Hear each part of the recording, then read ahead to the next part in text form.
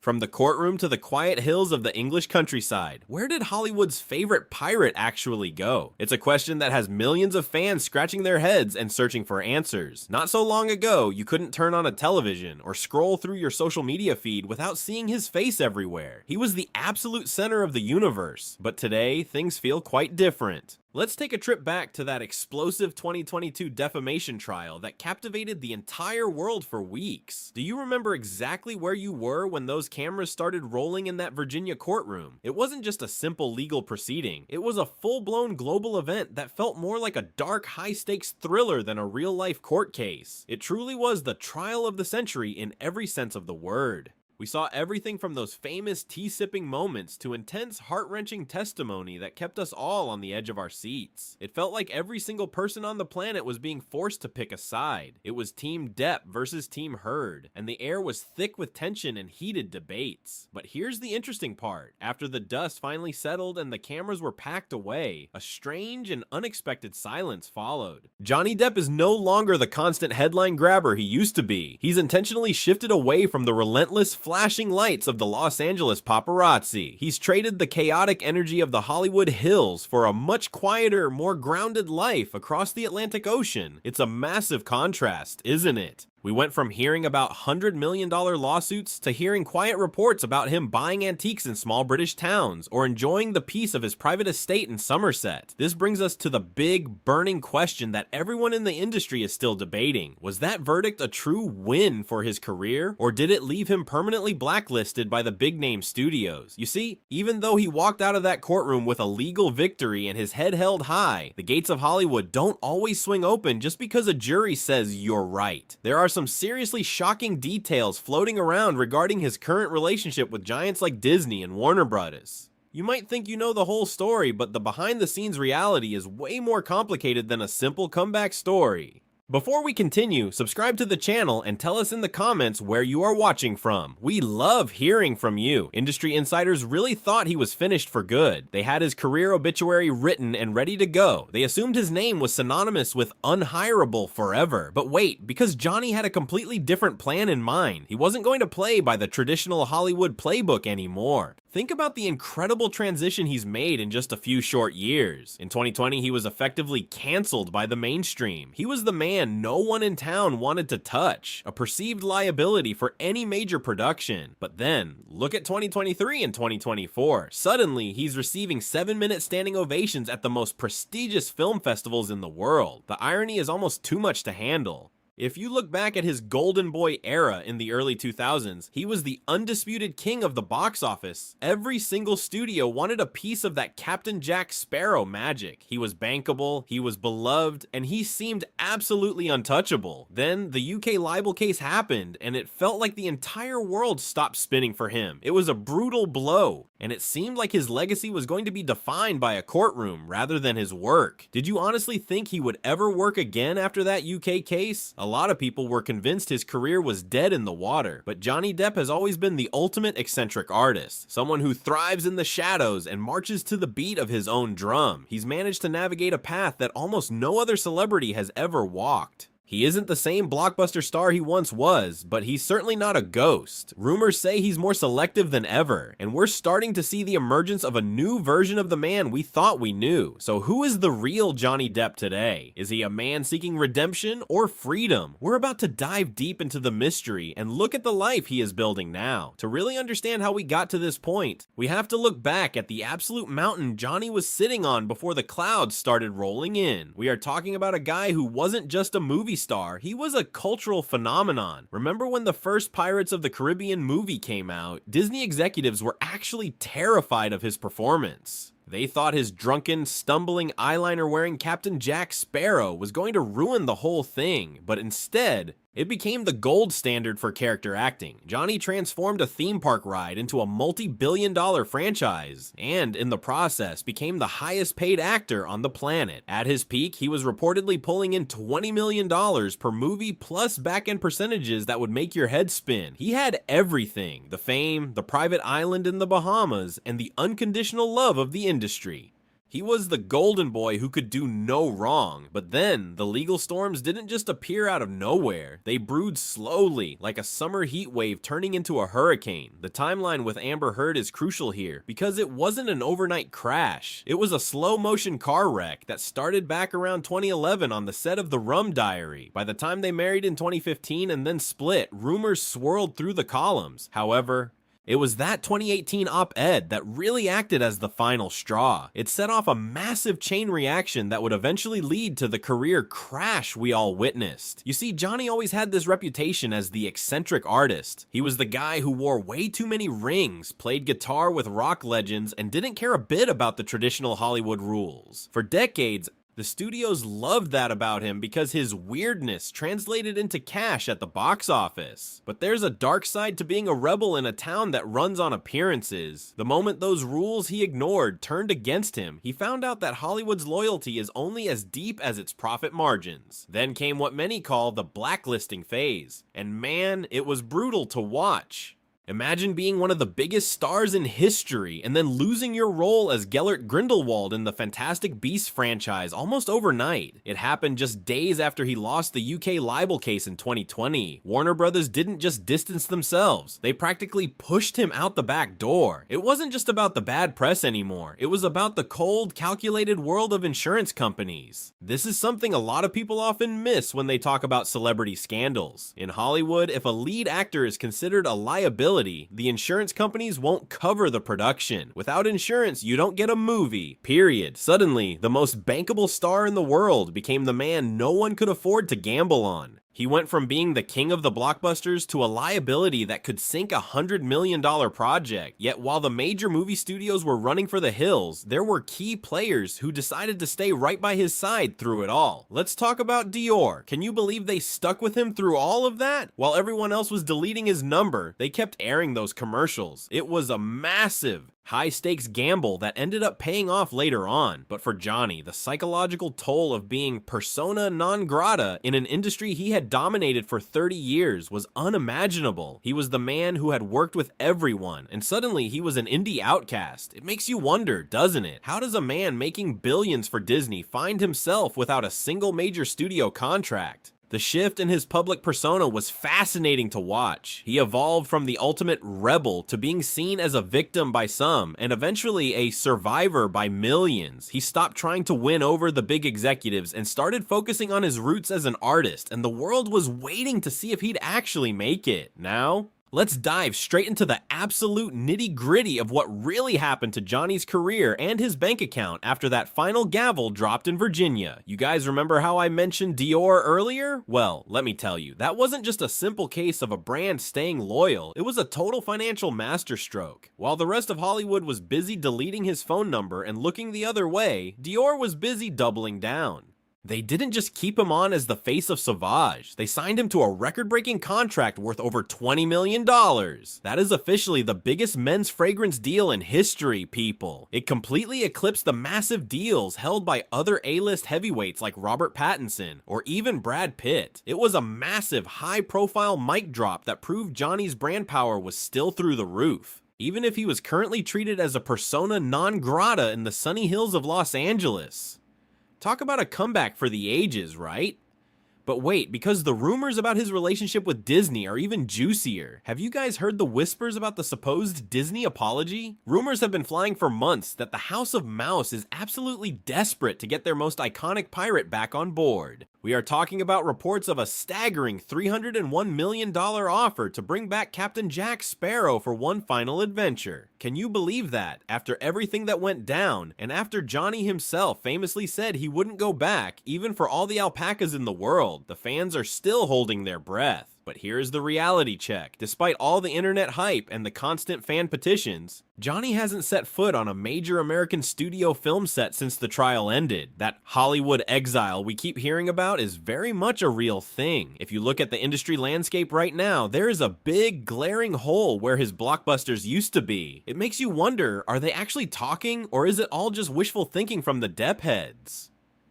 Instead of chasing a superhero role or a high-octane action flick, Johnny took a fascinating detour into the world of European independent cinema. His big post-trial project was the French film Jean du Barry, where he stepped into the shoes of King Louis XV. Now, this wasn't exactly a smooth, easy production. Rumors from the set were absolutely wild, with reports suggesting that the difficult Johnny of the past was still very much present. Some claims said he had some pretty intense clashes with the director, Mai Wen, mostly centered around his creative input and his arrival times on set. Some critics were quick to jump on the "he hasn't changed" narrative, while his die-hard supporters argued he was simply being the meticulous artist he has always been. Regardless of the drama, the film opened the prestigious Cannes Film Festival, which was a huge symbolic victory for him. But it's still a very telling sign that he is working in a foreign language, thousands of miles away from the traditional Hollywood machine. Then we have to talk about the music pivot, which might be the most honest thing he's done in years. Johnny has always said he's a musician who just happened to get an acting job, and he spent much of his post-trial life leaning into that passion. His world tour with the Hollywood Vampires wasn't just some little vanity project for him. It was a full-throttle rock and roll statement. Being on stage with legends like Alice Cooper and Joe Perry, he looked more relaxed, happy, and at home than he ever did on a stuffy red carpet. His deep bond with the late, legendary guitarist Jeff Beck was especially moving for fans to see, and their collaboration on the album 18 showed a side of him that felt incredibly raw and authentic. For many of his followers, seeing him with a guitar in his hand was the ultimate proof that he didn't need a movie script to feel fulfilled. Seriously, who needs a director when you have a Marshall stack and a roaring crowd? And if you think his financial recovery is just about perfume and movies, you haven't seen his art collection.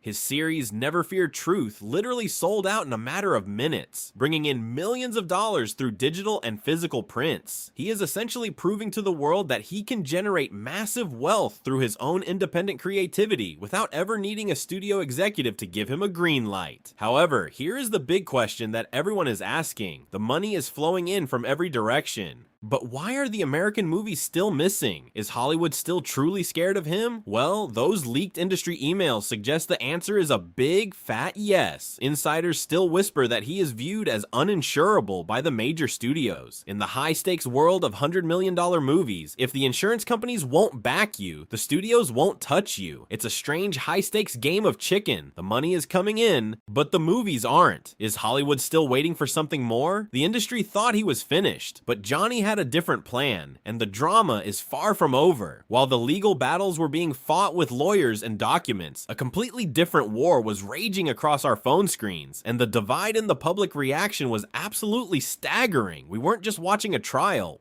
We were witnessing a cultural split that created two very different worlds. On one side, you had the Depp heads, a massive, hyper-loyal army of fans who didn't just support Johnny, they defended him like he was a close friend. On the other, you had the skeptics, people who were genuinely concerned about what this meant for the future of accountability in Hollywood. This wasn't your typical celebrity gossip, it was a global phenomenon. A huge part of that was due to the TikTok effect, which changed everything for him. This was arguably the first major trial by TikTok we've ever seen. While the court was in session, creators were taking tiny snippets of testimony, adding dramatic music, and turning them into viral memes that reached billions of people. Many of these viewers had never even seen his older films. It created an intense cool factor for Johnny with Gen Z. They didn't see the aging movie star from the 90s. They saw a witty, calm, and slightly eccentric figure who seemed to be sticking it to the system. It was fascinating to see how social media took the trial's complexity and boiled it down into Justice for Johnny hashtags that dominated every platform for months. It effectively changed the public narrative before the jury even had a chance to deliberate. Then came that unforgettable moment at the Cannes Film Festival. When Johnny stepped onto that red carpet for the premiere of Jean du Barry, you could feel the electric tension in the air. When the credits finally rolled, something happened that left everyone stunned. A 7-minute standing ovation. 7 minutes. Imagine standing there while a room full of the most prestigious people in cinema claps for you for that long. It brought him to tears right there in front of the cameras. For his loyal fans, it was the ultimate vindication, a clear signal from the international film community that he was still one of them. But was it a triumph for everyone? Not even close. The world was watching with bated breath. While the crowd in Cannes was cheering, a massive backlash was brewing online. Activists and critics were vocal about their discomfort, arguing that this comeback felt incredibly premature and even dangerous. They questioned if Hollywood was failing women by giving him such a prestigious platform so soon after the explosive allegations. This really pushed the cancel culture debate into a whole new territory. People began asking, is Johnny Depp the first person to truly uncancel himself? He didn't follow the typical path of disappearing and doing a tearful apology tour. Instead, he went straight from the courtroom to the red carpet and the concert stage. It was a bold move that essentially dared the industry to keep him out of the spotlight. This divide is still visible today in every single comment section. You've got the Justice for Johnny tags clashing with those who feel the trial was a step backward. It's like a social media war that refuses to cool down. And through it all, Johnny seems to be leaning into this new life. Have you seen his current look? He's moved away from the glitzy Los Angeles aesthetic and fully embraced a more rugged, relaxed vibe in the UK. He's often seen in his Somerset estate looking more like a local artist than a global superstar. What was your reaction when you saw him on that red carpet at Cannes? Was it a triumph or a tragedy for you? I'd love to know what you think. The Amber Heard versus Johnny Depp saga didn't end with the verdict, it just shifted to a different battlefield. Years later, the debate over his character remains one of the most polarizing topics in pop culture. Some see him as a survivor who fought for his name, while others see a man who used his fame to bypass consequences. Whether you love him or doubt him,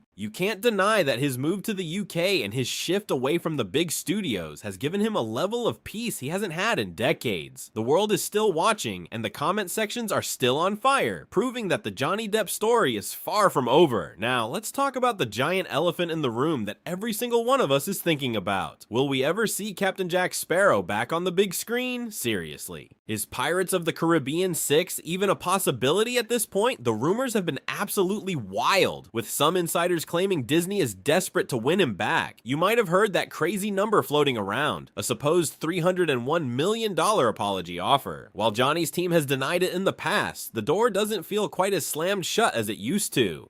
Imagine the roar in the theater if that iconic theme music starts playing and he stumbles back into frame. But let's be real for a second. Johnny famously said during the trial that he wouldn't go back even for $300 million and a million alpacas. Was that just the anger of the moment talking? Or does he truly value his pride over the biggest paycheck in history? It's a massive gamble for both sides. Disney knows the franchise is basically a ghost ship without him, but bringing him back means they have to eat humble pie in a very public way.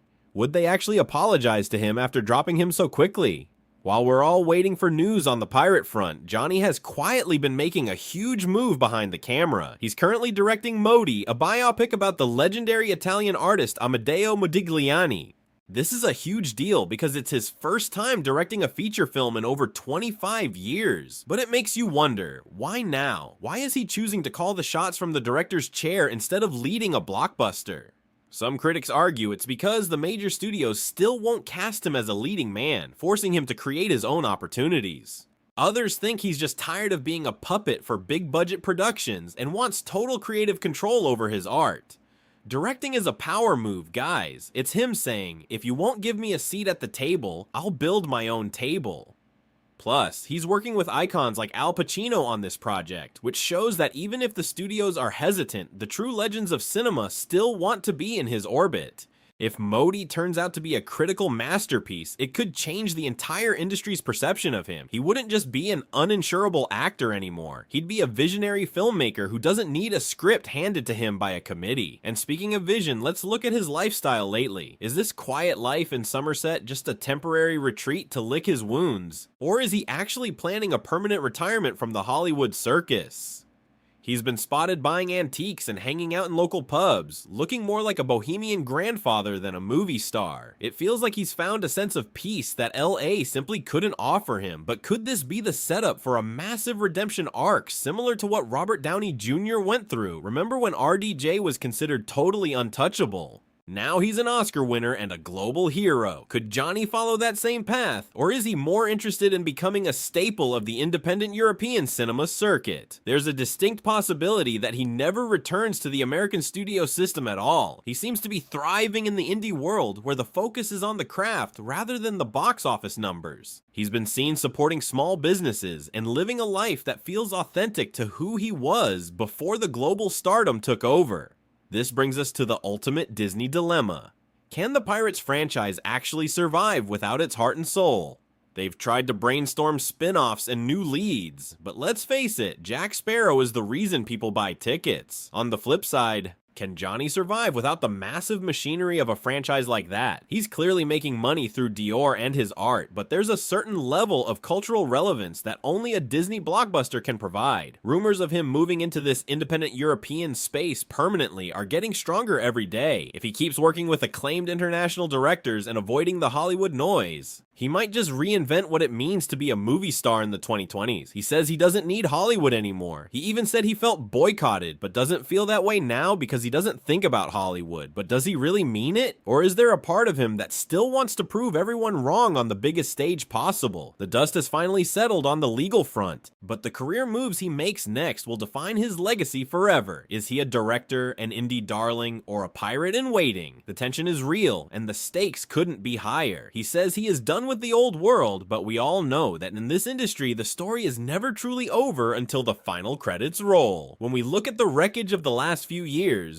we see a man who basically had to burn his entire life down to see what was left in the ashes. The current legacy of Johnny Depp today isn't just about the eyeliner or the eccentric voices. It's about a man who lost everything and then turned around to build a different, much stranger empire. Most people in his position would have retreated to a private island and vanished. But Johnny? He chose to lean into the chaos. The price of fame is usually measured in dollars, but for him it was paid in brutal headlines and shattered reputations. Those legal battles were a total autopsy of a person's private life performed in front of the entire planet. And yet, here we are in 2024, and the guy is still standing. He's no longer the golden boy who carries the weight of $1 billion studio on his shoulders, and he seems to prefer it that way.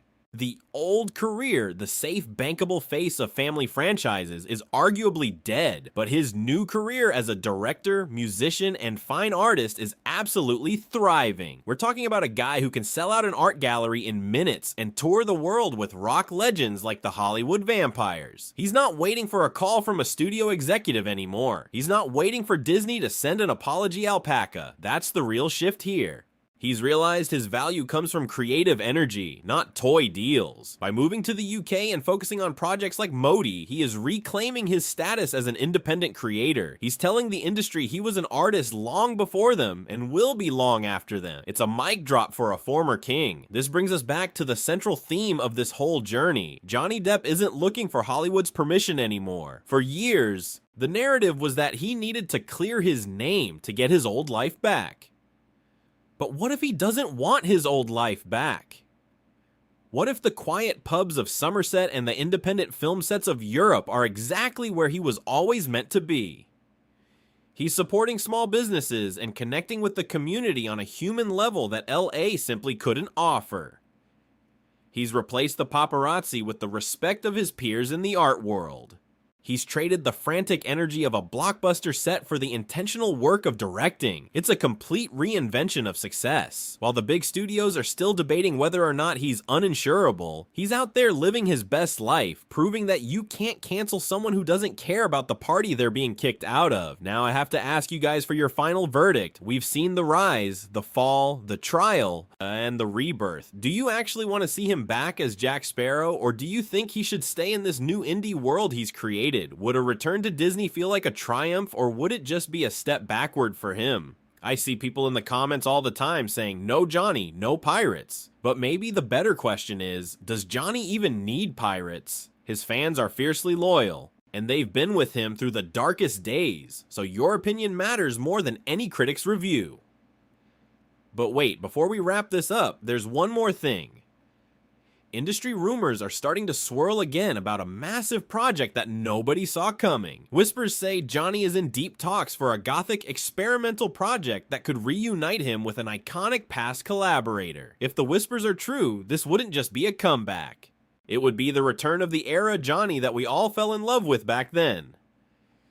Is the world ready? We will have to see. Subscribe for more. See you next time. Peace out.